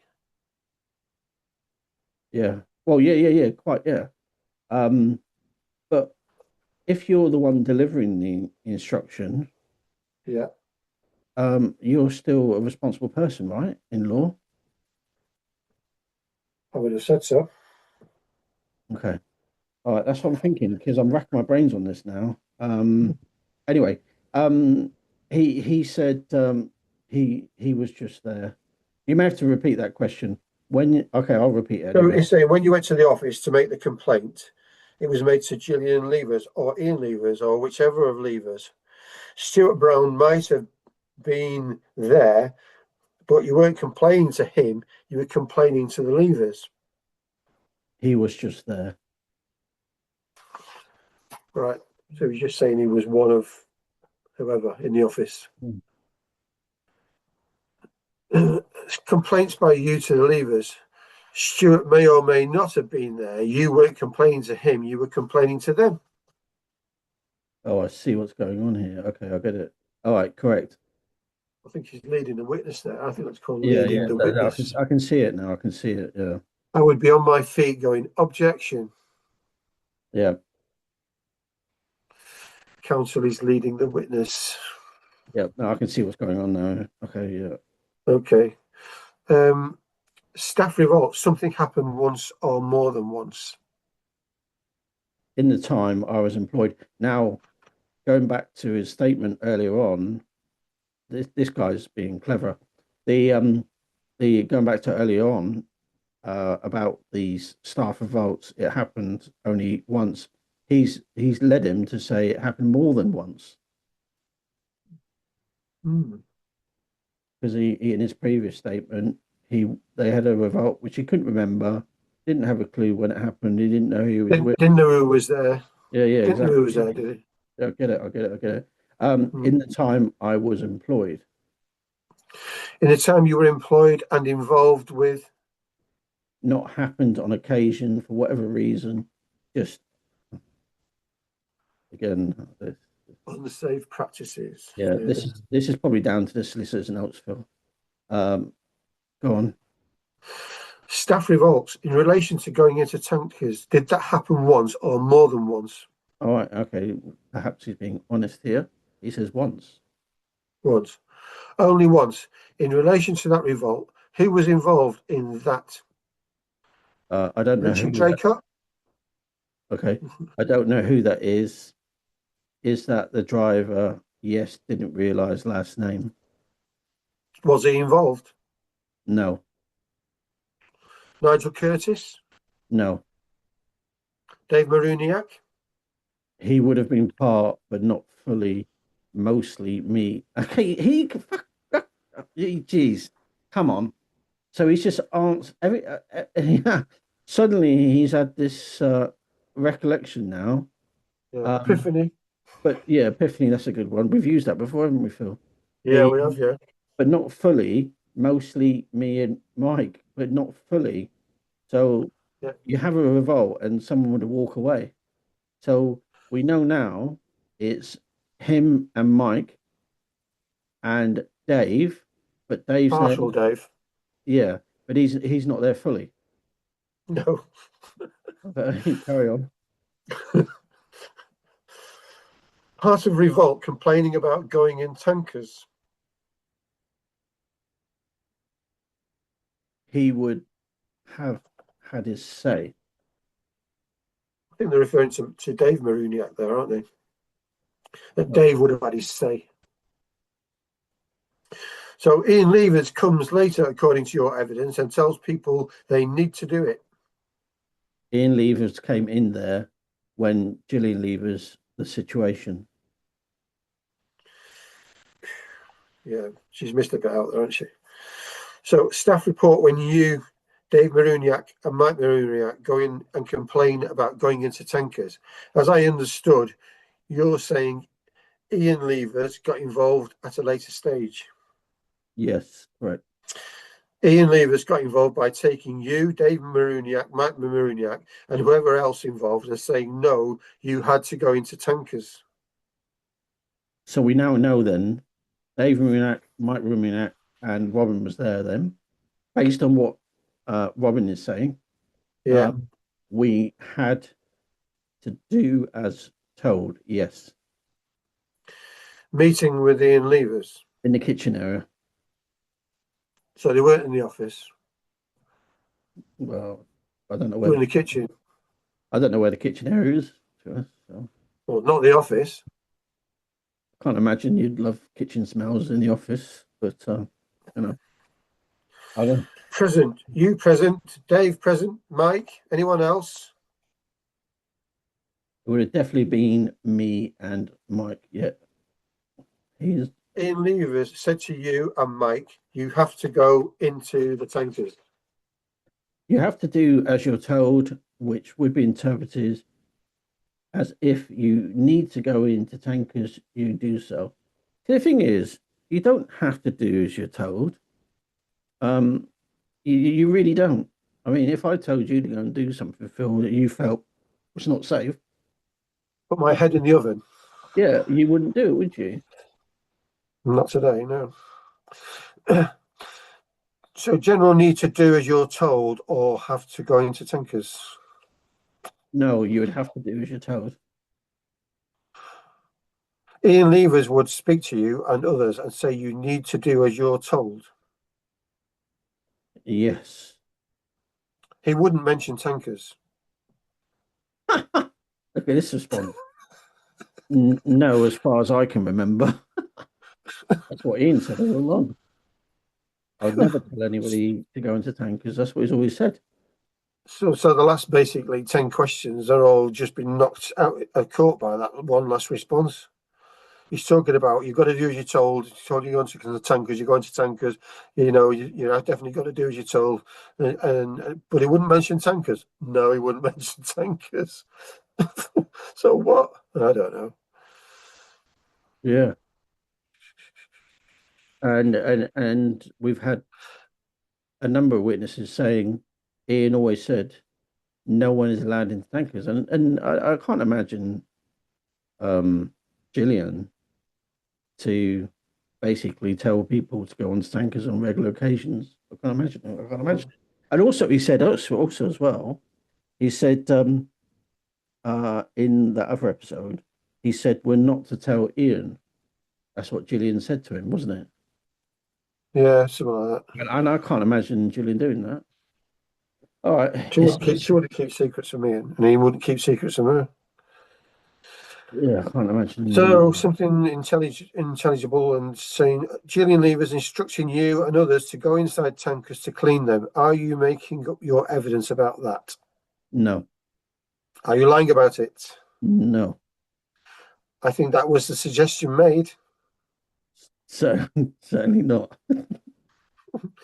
Also ask questions about Stuart Brown instructing people to go into tankers. Did Stuart Brown ever speak to you face to face and say, go into a tanker? Oh, this is quite interesting. He has done, but that wasn't his request. That was a request of the office. See, this is really interesting, Phil, right? So Stuart Brown is a very experienced tanker operator, managed other tanker businesses. Why would he say that bit at the end, Phil? Do you think? I really don't know, because he's just been cross-examined by Stuart Brown's barrister and agreed that it was never Stuart Brown that directly told him anything. It always came through somebody else. Yeah, but why would he say? But you must understand, it wasn't Stuart Brown's fault. It was a request from the office. Why would he say that?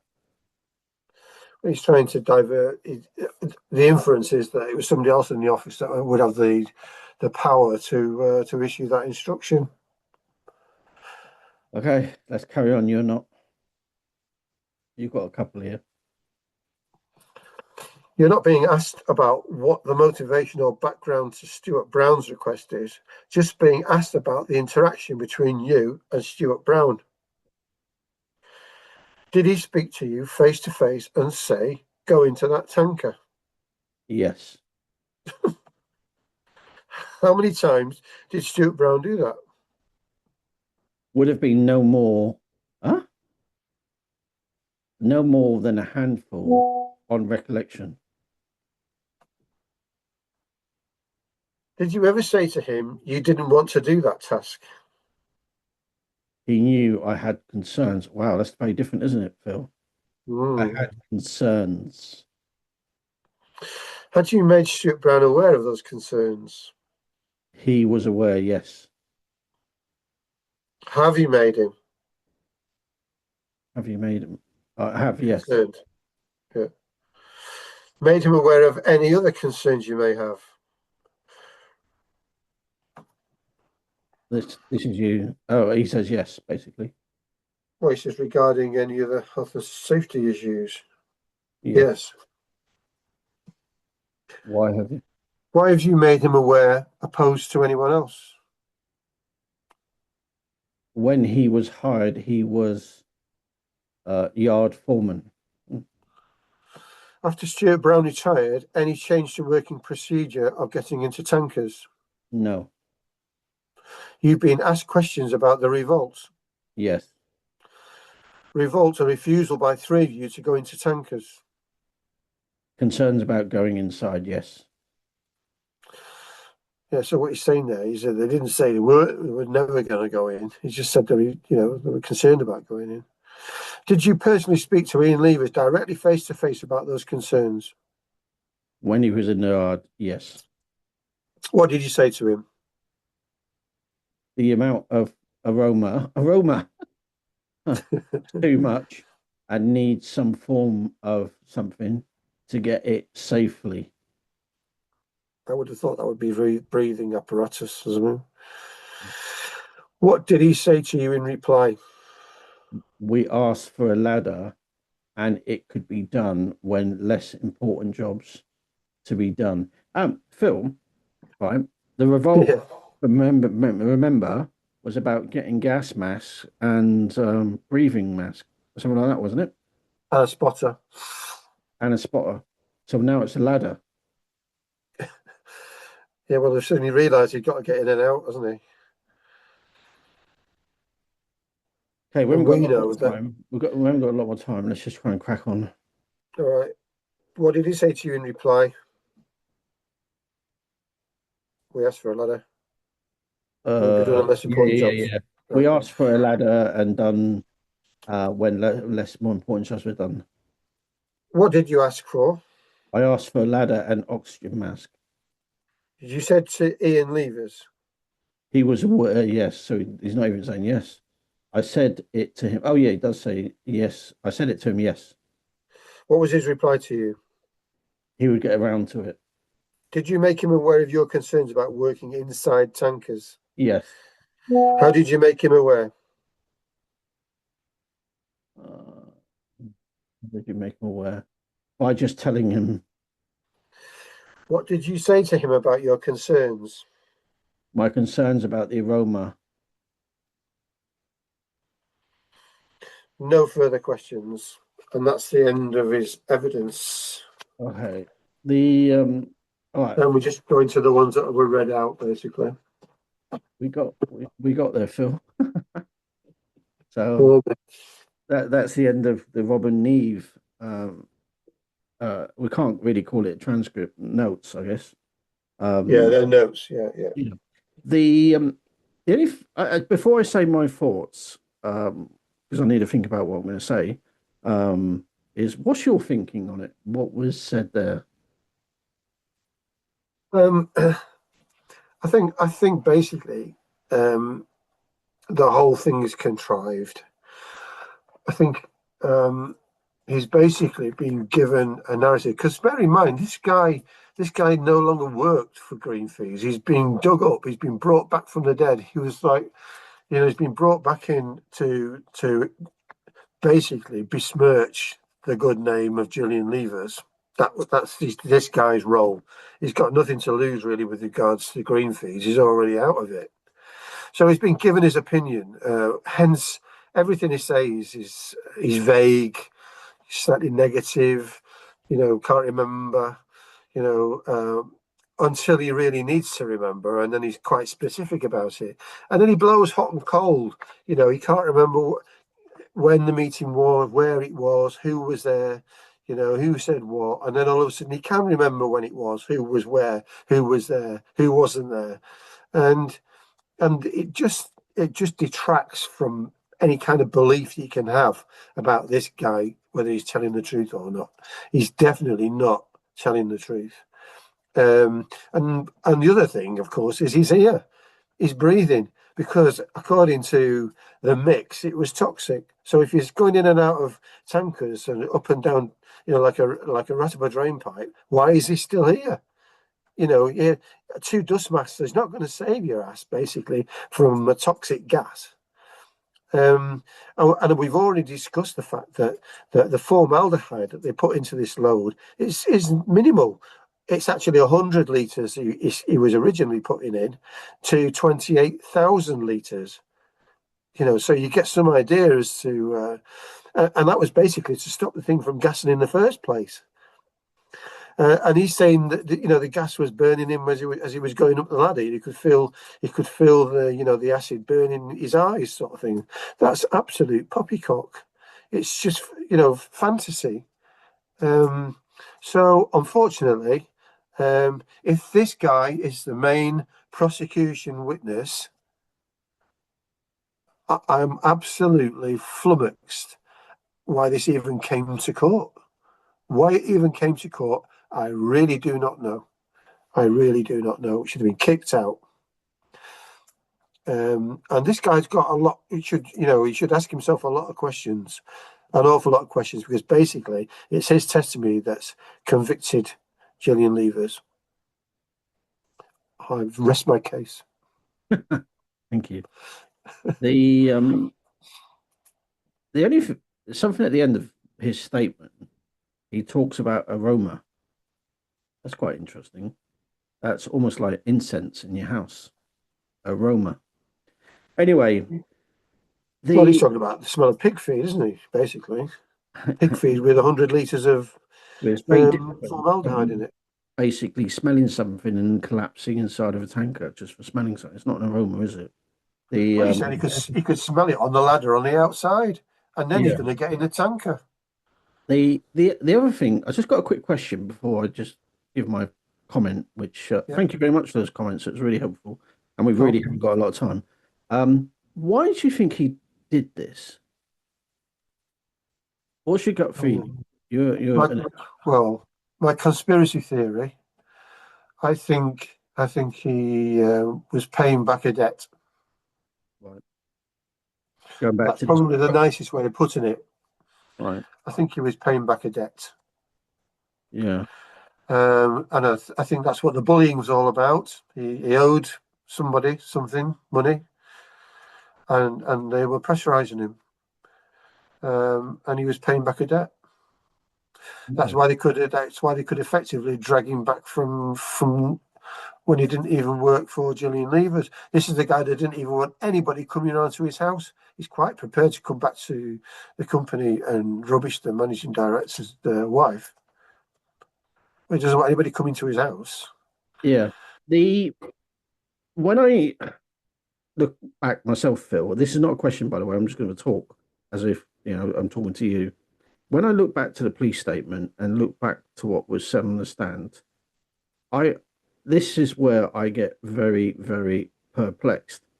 There was ample opportunities there for the defense team to expand on those questions without wasting, if there was a reasonable, plausible judge to say, oh, you're wasting court time, is to expand on all these elements. And what I said to you before, Phil, is that all you need to do is get a whiteboard and say, he said this on this day, he said that on that day. It doesn't have to be the day, but as I talk about events or identifiable issues, it's been left. Nothing has been expanded on.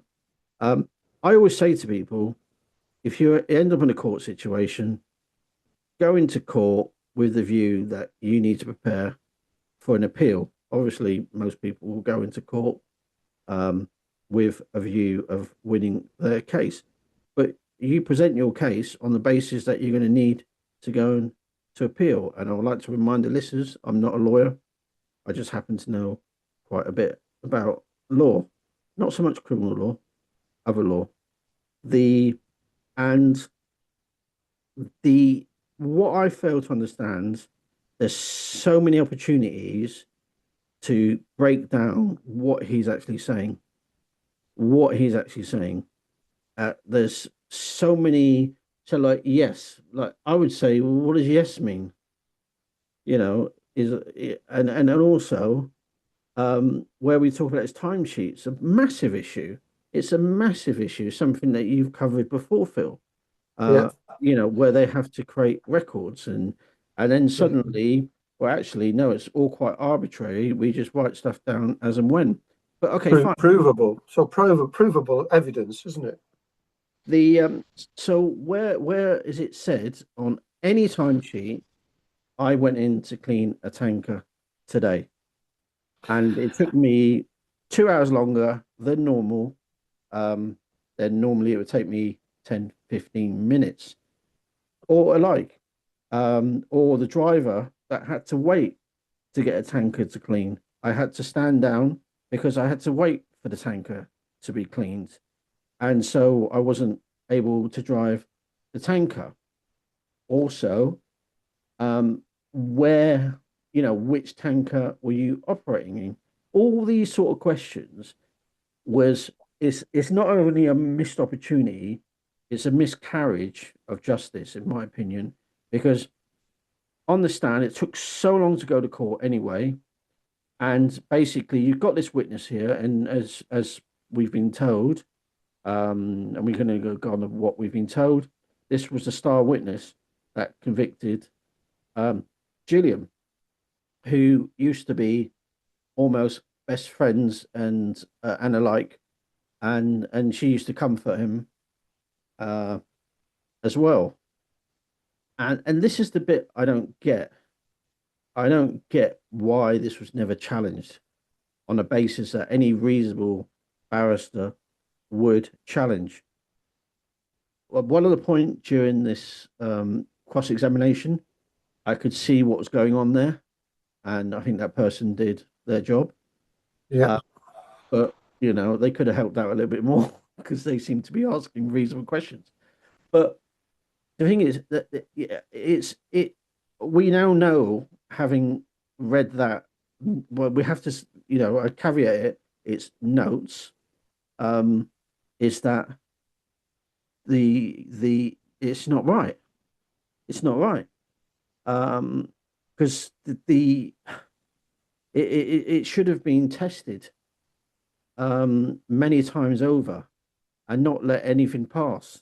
So when you're doing such a serious criminal case like this, especially with the long sentence that Gillian ended up with, which I still don't understand for the life of me, but you have lawyers behind you as a barrister to say, look at this, look at this, look at this, and you have meetings and all this sort of stuff, right? So I think, in all honesty, Phil, I've really got to go to a song. I think this is appalling, and I think this is bad barristers who basically did what they did for, I don't know, whatever their reasons are, just get a paycheck, I guess. There was so much in this case that was skimmed, wasn't it? It's just skimmed. They just accept a yes, no answer and they move on. They skim on. I can think of things like set like concrete. Was that ever explored? Yeah, exactly. That's a good point, actually. Health and safety.